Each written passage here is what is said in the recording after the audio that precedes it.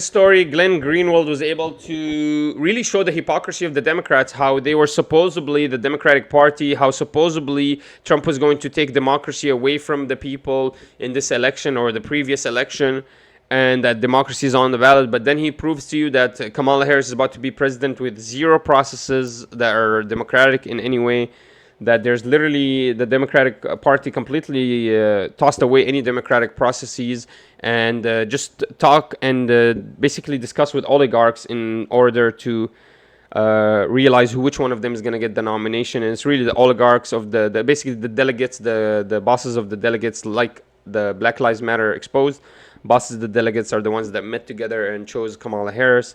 So let's go ahead and check out Glenn Greenwald's absolute amazing expose on the issue, on the Democratic Party, and the non-democraticness of the whole situation right now happening with Kamala Harris. Here from the New York Times today, announcing the big news, quote, Kamala Harris now has the votes needed to be the nominee, the Democratic National Committee says. Quote, the party chair said she had won enough delegates to secure the nomination, setting up Kamala Harris to become the first black woman and person of South Asian heritage to earn the top spot on a major political ticket for president. Now, you're going to hear a lot about all these demographic first evers, and they're true, and they're, I guess, worth noting and passing, but I think a lot more important would be understanding what she thinks and believes and what she would actually do if she becomes president.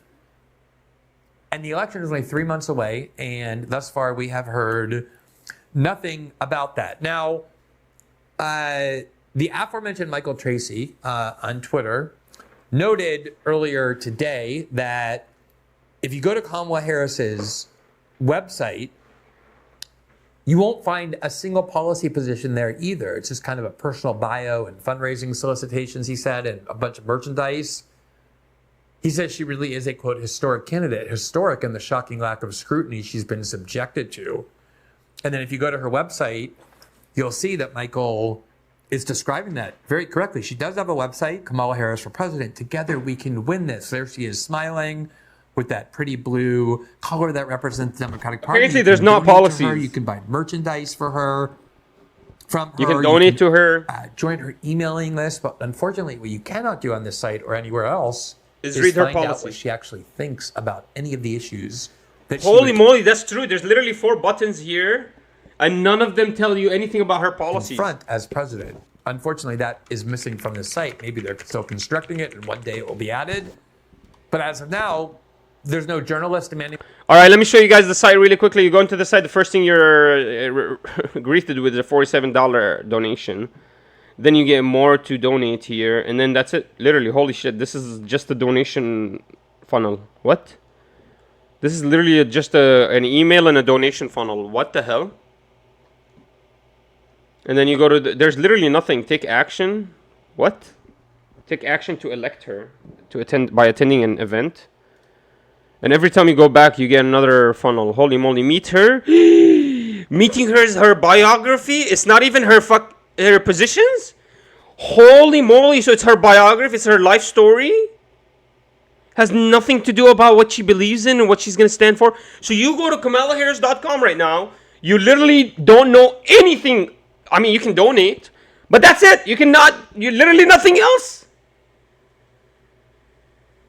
If you go to her Twitter, do you see her policies? You got to go to her Twitter so you can see her policies? No, not really. She's just talking crap about Project 2025.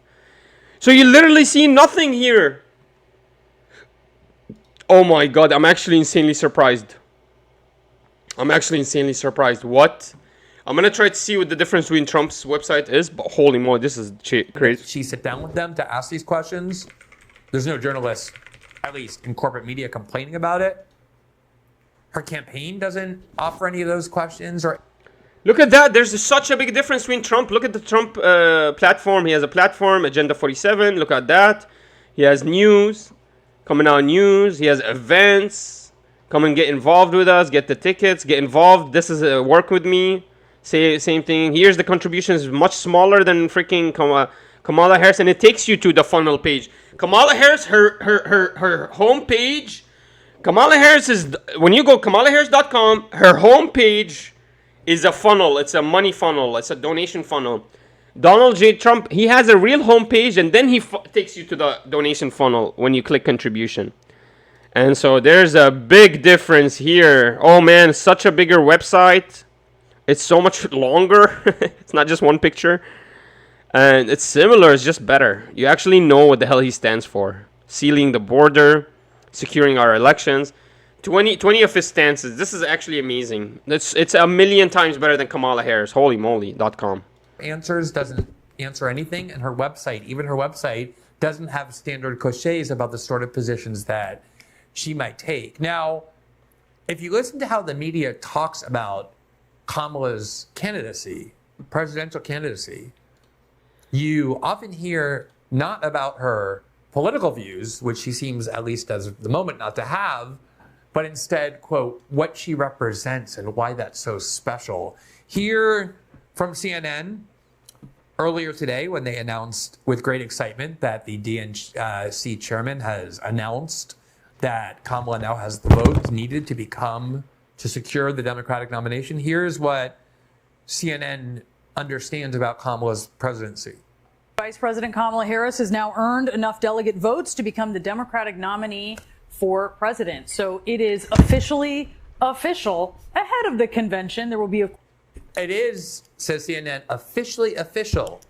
They're so excited they can't even really speak in coherent sentences, but they do go on to find enough tranquility, enough focus to actually talk about Kamala Harris's candidacy in ways that I think are quite revealing. But just so you know, it is officially official that Kamala Harris will be the nominee for president for the Democratic Party. of course, all of the fanfare, but this is it. This is the real count. Yeah, the DNC chair, Jamie Harrison, announcing that on a call that is going on right now. We should remind viewers that delegates are actually voting online, and that's how they were able to go through this process before the convention. Let's go straight to CNN's David Chalian. David, this is history in the making. I mean, she is breaking a number of barriers. Just listen to how, look at how they're all smiling, so uncontrolled. They're beaming with so much happiness and so much pride. I mean, I'm not exaggerating. Here you see, here's the two anchors. I can try and find in the recesses of my brain what their names are, but does it really matter? They're CNN hosts. And here she is smiling on the right. And when you go to the correspondent who's going to tell us what this means, why it's so important, he's really beaming with joy. He has a gigantic smile on his face, as if like his first child had just been born. He can't contain it. It's just emanating from his being. In the making. I mean, she is breaking a number of barriers, but also part of an unprecedented race for the White House. No doubt about it. So it is the second female Democratic nominee ever in history. It is the first ever woman of color, black woman, South Asian descent woman on the ticket here. Lots of firsts for Kamala Harris. She's very familiar with being first. She's been the first in almost every political job that she's Lots of had. firsts. So maybe we shouldn't elect her since it's her first freaking real job ever. Did you guys see my video about Judge Joe Brown? He talked so much crap about her. I couldn't believe it, guys. I'm gonna actually show you guys a snippet of it really quickly, but I'm gonna show you guys the video. But let's continue with this. But you're gonna see Judge Joe Brown, a person that worked close with her, speak so disparagingly about her. I've never seen a teacher speak so disgustingly about their student ever in my life. Being first is nothing new to her, but it is part of the what we are seeing with the Democratic Party. Part of what this 12-day just like whiplash speed of coalescing around her is this excitement about inside the party about what she represents, what she brings to the. But like, what does she believe? I mean, if you're going to talk about what she represents, isn't it kind of important to know what her positions are, what her perspective is, the kind of policy she intends to pursue, what her views are on all of the I guess nobody cares about wars that the United States is involved with, and the war that the Middle East is on the brink of exploding into, that the United States government, through some unknown decision maker, has vowed to involve themselves in on the side of Israel. Is it important to know what she thinks? Well, I guess we're supposed to be excited because it's her first time. Jobs or trade. Like, what is her view? Is she capable of speaking about these things? And if so, what does she think? Yes, we're so happy that she's the Here, first Jackson of all these Hink- things, the second ever woman on a major presidential ticket, and the first ever woman of color, the second African American or Yeah, but then black what? person to be the major nominee. Congratulations! It's all so exciting, and I joined CNN in being that excited. But you just see what they don't even. It doesn't even occur to them to wonder. Hey, isn't it weird that she's not actually doing what every presidential candidate does, which is saying what she believes in order to convince people to vote for her? Yeah, so I want to show you guys, obviously they're excited, and their whole excitement is because, oh my God, she's the first time, it's the first time she's done anything. She's the first black president, she's the first Indian president, she's the first woman president too. Oh my God, the first of everything. Well, is that really a good thing that she's the first of everything? And is that actually an indication in any way that she's amazing in anything that she's doing? Well, let me give you some proof, guys. This is a person that worked very close to her, Judge Joe Brown. You guys know who Judge Joe Brown is. He literally had one of the biggest judge shows on TV for like 10 to 15 years. Look how disparagingly he discusses her. Look how he talks about her. Look, I'm just going to show you a snippet.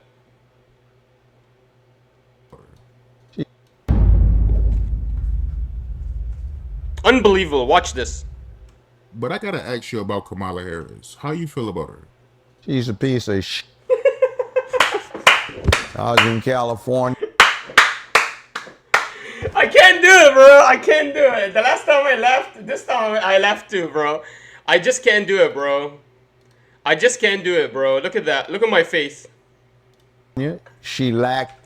Look at my face, bro. He said he's like, how do you feel about Kamala? She's a piece But of... I gotta ask you about Kamala Harris. How you feel about her? She's a piece of shit.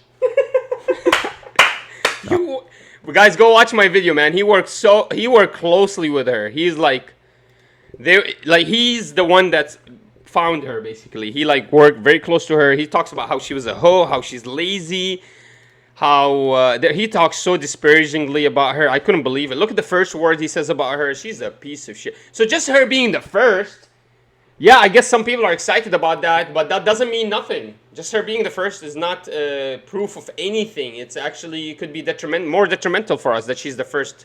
That means she literally doesn't have experience about anything. But yeah, guys, I don't know, man. I don't know what the hell to do, man. You guys are completely brainwashed. I'm trying my best to help you guys get away from the brainwashing. And I don't know what to say other than this, to be honest with you, that your media is lying to you. Your media's been lying to you. Don't ever believe the media. Don't listen to movies and believe them. Don't fucking go watch Barbie and make it your national anthem. Like, the idea that you're internalizing the propaganda makes it much worse. How about don't internalize the propaganda? How about, okay, you go watch Barbie and you understand you're getting programmed. Okay, just go home. Change your mindset. Switch it up. Don't just accept all the programming and say, yeah, you're right. Men ain't shit. Like, this is insane to me. Like, Americans love being programmed. And I see that mostly from feminine energy. Feminine vibes love getting programmed. Feminine vibes love following orders. Femininity is connected to following orders and being part of the group. Masculinity is connected to being able to remove yourself from the group without fear. And that's what I see here. A lot of the Western people are extremely feminine, and they need the group. They need to follow orders, and they're looking for any person to give them orders. Oh yeah, she's the first woman. She's the first black president. She's the first Indian president. Fuck it, let's just vote for her. Literally, go to her website. Zero thing about her policy.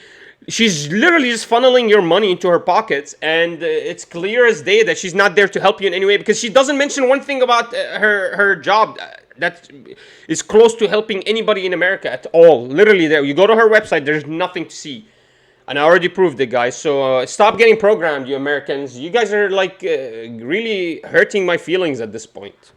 Interested in your opinions, my Western friends? Leave it down below. I'll see y'all tomorrow. Peace.